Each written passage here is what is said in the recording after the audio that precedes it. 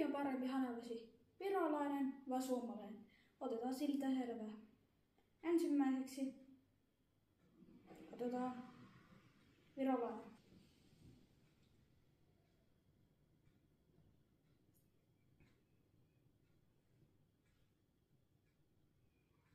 Otetaan vähän tämmöistä.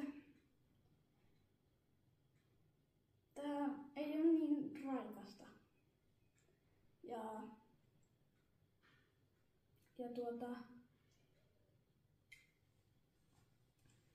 tää on vähän niinku suomalaisen veden pikkuveli. Silleen.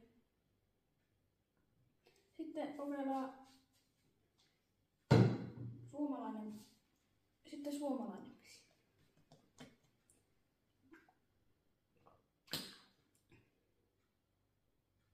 Joo, tää niinku toi virolainen vesi on vähän niinku suomalaisen veden pikkuveli. Juu. Mutta kumpi näistä on mun mielestä parempi, niin